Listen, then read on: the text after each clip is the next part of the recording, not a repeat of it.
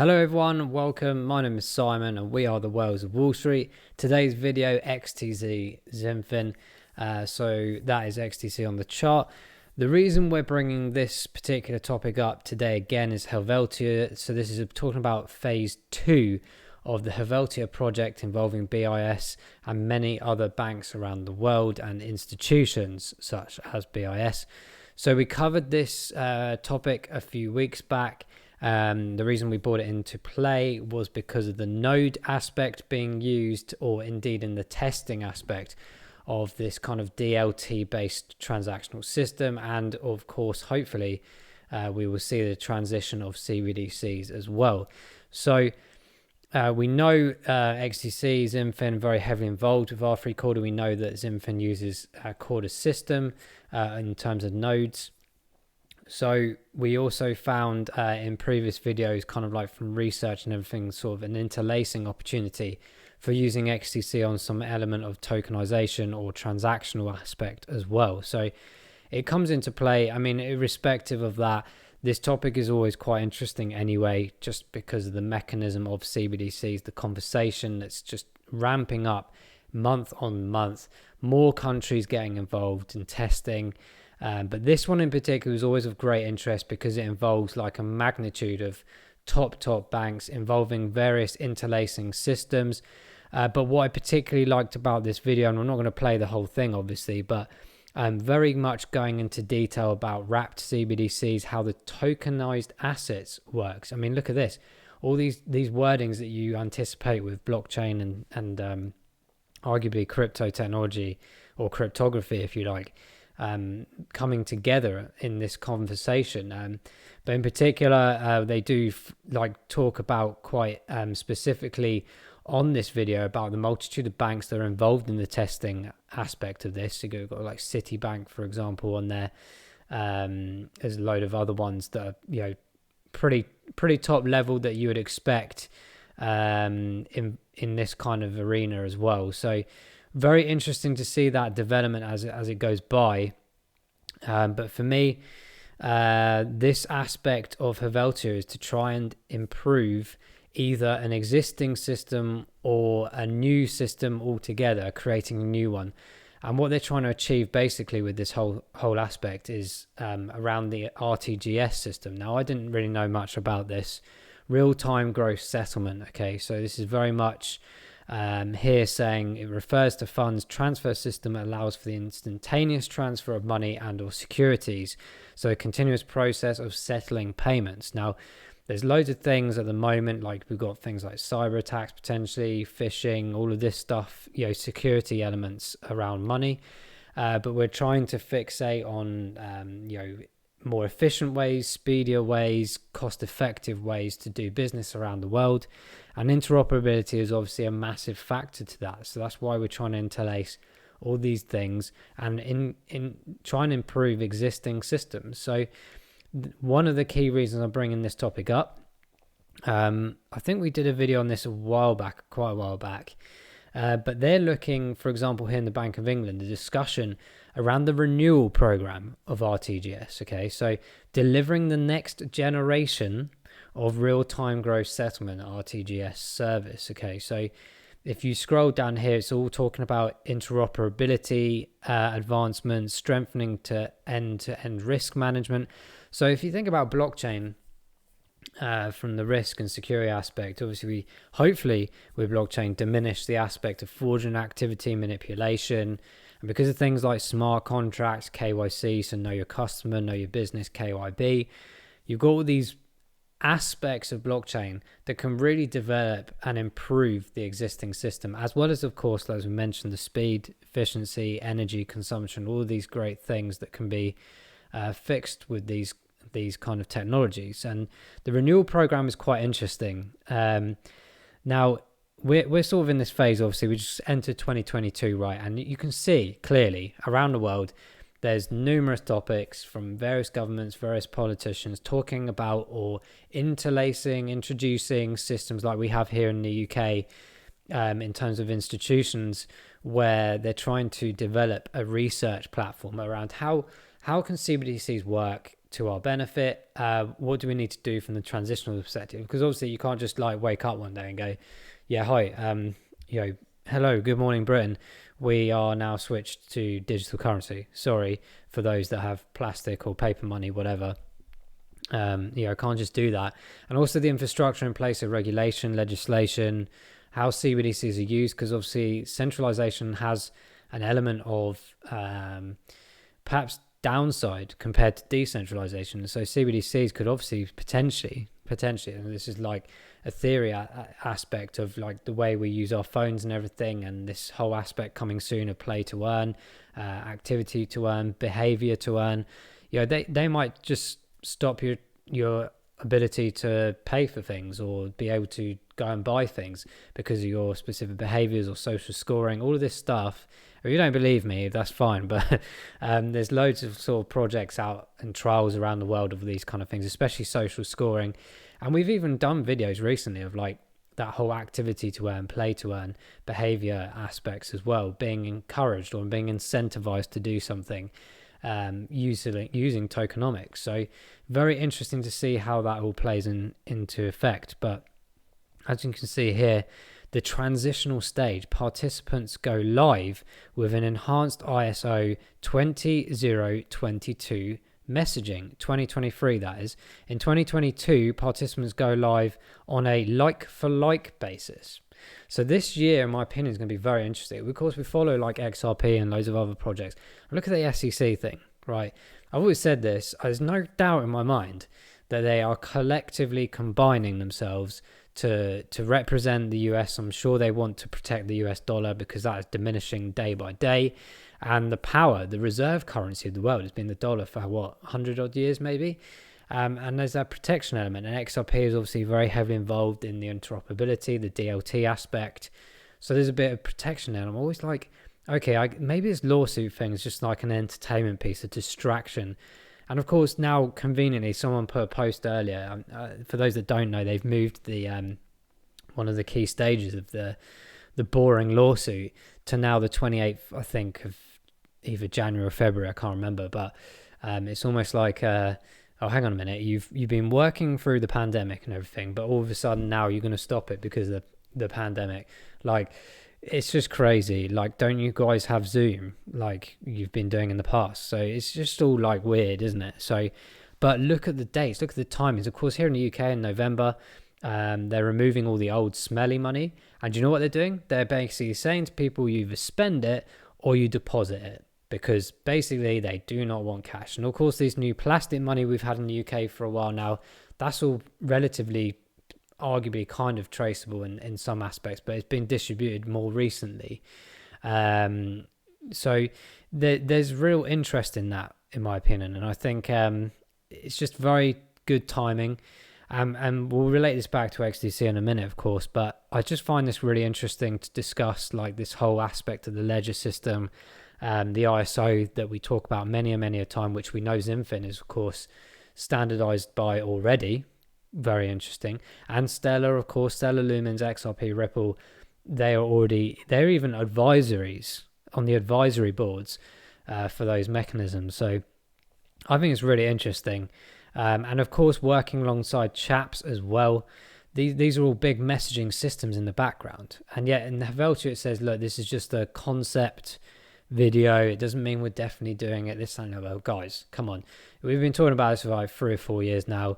You only have to literally Google small aspects to find very big detail of research and basically a whole entire planogram of the next couple of years of how they're going to integrate it all. So this is essentially Bank of England are simply saying that in 2025 we finished the project. It's done. See you later. Give or take 2 or 3 months by the looks of it in terms of accuracy. So you could argue that some of these big projects that we invest in personally, and I'm sure you guys do as well, especially Quant as well. Quant's another one to mention in the same names, if you like, where we're really getting to an exciting time, in my opinion, in history, in the history of finance, in the history where we operate and buy things, sell things. It's really, really interesting. But I wanted to pick out this thing as well, which was actually from today, Can you believe this? Today, of the same day that they bring out this video, BIS and all this lot, BIS board elects Francois, forgive me if I get this wrong, Francois Very de Gala, that's probably absolutely awful, as the new chair for the BIS. Okay, so bear in mind, the Helvetia project, BIS, we're not thinking that this is definitely going to be about CBDCs. Well, Francois, bless him, has been around the blocks, to be fair, for some time around banking and finance and resolution authority. But if we go into here, BIS.org, 29th of June 2021. So bear in mind, this guy has been created as the elected new chair, probably a major decision maker.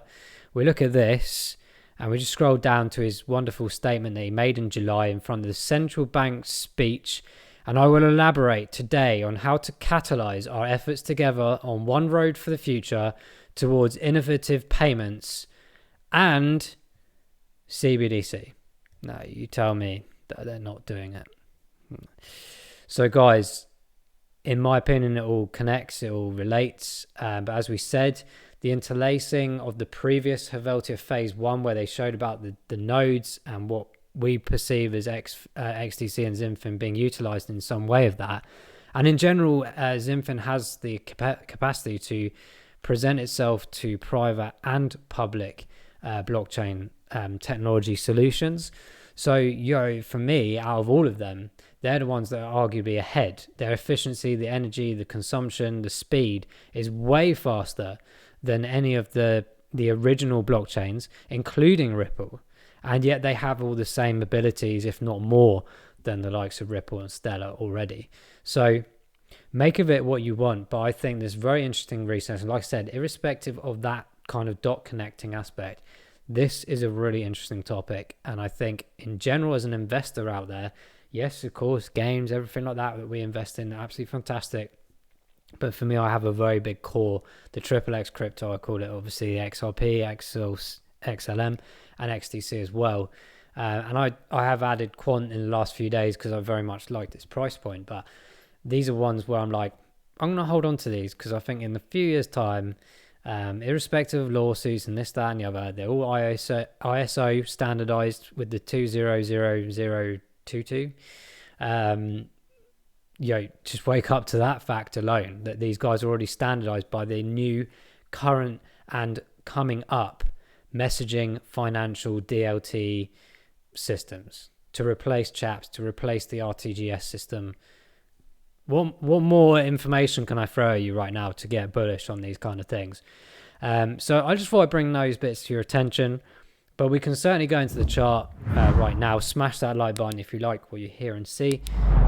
So very top line for XDC, it's got a few videos to get through. I haven't done any in the past couple of days, been absolutely manic with work. Loads of physio on my foot, for those that remember me dislocating it a while back. But here we are, XDC. So the whole market really went pretty, downwards a few days ago, hitting some low points. But do you know what? XDC just carried on doing its own thing. No major drop down. It is very stable. Now make of that what you will. But I felt, to be fair, I felt like a lot of them weren't as going down as much as people were anticipating like it could have done, like it did maybe a few weeks back when we had the big drops because of the leverages. But these guys just need to stop betting on finance. It's crazy because it ruins everyone. But I hold my ground. I accumulated loads more XDC, getting up that fish ranking, which we'll probably pull up in the next video again, see how everyone's progressing with that. I'm hopefully getting out the minnow stage, but we'll see.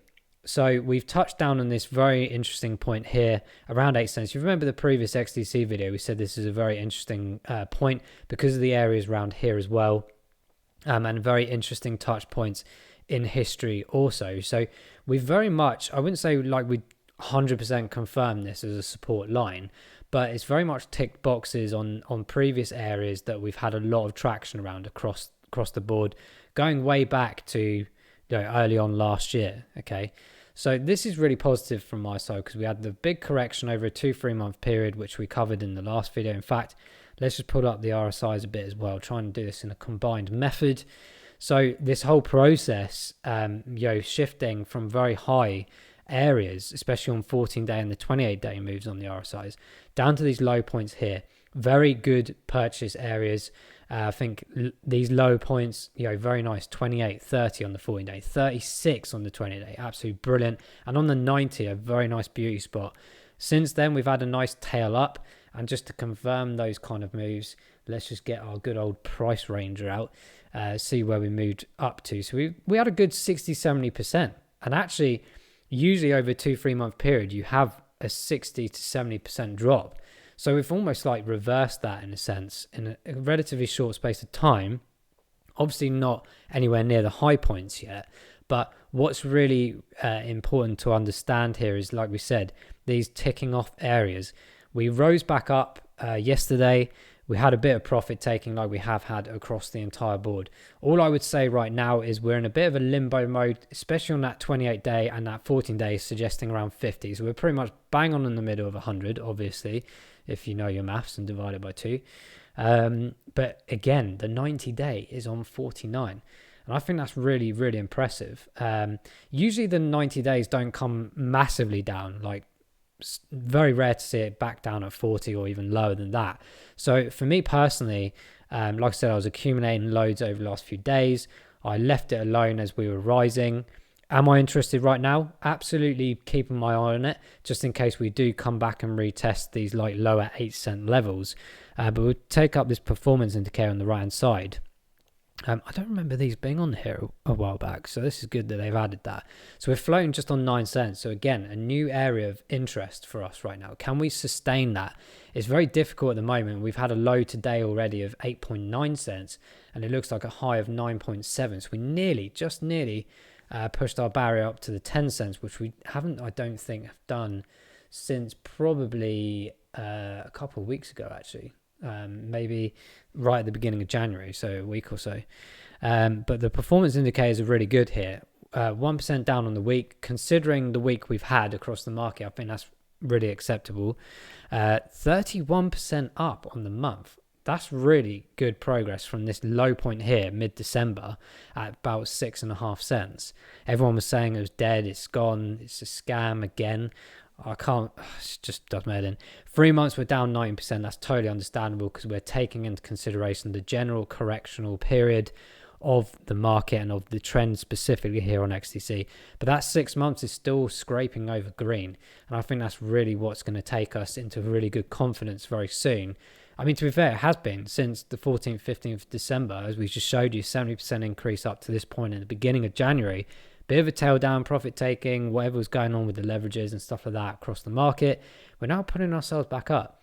And I think this is great. If we can get this kind of nice wave effect and bubble effect upward trend, already you can start seeing a nice trend pattern upwards anyway.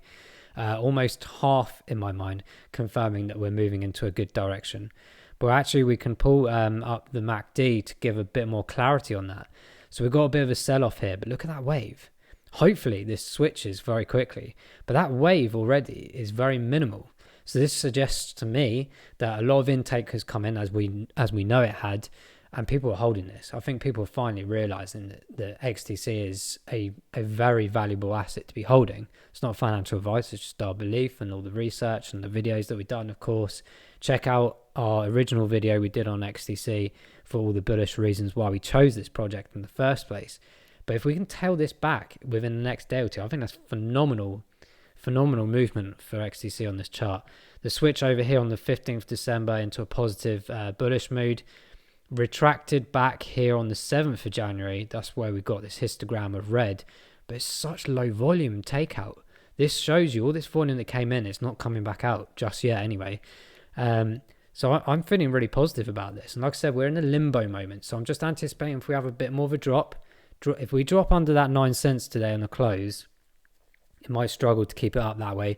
But I will certainly be putting a buy order personally around that sort of 8.7 cent mark just in case. But it is about time, really, in my opinion, that XDC started flowing its way back. I can't be selfish all the time. I will still accumulate XDC on any drops that I see along this movement. But I would love us to get a close over 10 cents at some point very soon, because if we do that, that means we're confirming some very nice areas that we have seen on a multitude of areas across this chart in history, certainly over the last year. And we can start really pushing again back to those sort of 15-cent marks. I mean, that's all the way back up here. Look at this touch point up here on 19.5 or 19.7 cents, I think it was, or something. 19, there's one of them, 19.4 or something. So plenty of room in the tank, in my opinion, for the hopeful coming bull run this year, if it does indeed happen. But for the long term, I just want to accumulate as much of this as possible. Let us know in the comments below what you're doing. What have you been doing with XDC over the last few weeks? Are you still bullish? Are you confident still? Or have you sold out, not bothering anymore? What do you think about this CBDC thing in Helvetia? I think this is incredible. Many people will wake up in a few years' time when it's all announced and be like, oh, what's powering this? What's going on? And then it's too late. We'll already be on our super yachts, guys. Trust me. Guys, I'll leave that there. Let us know what you think about this in the comments, as I said. But thanks very much for watching, guys. And hopefully we will see you and XDC on the moon, and indeed in the next video. Take care and bye-bye.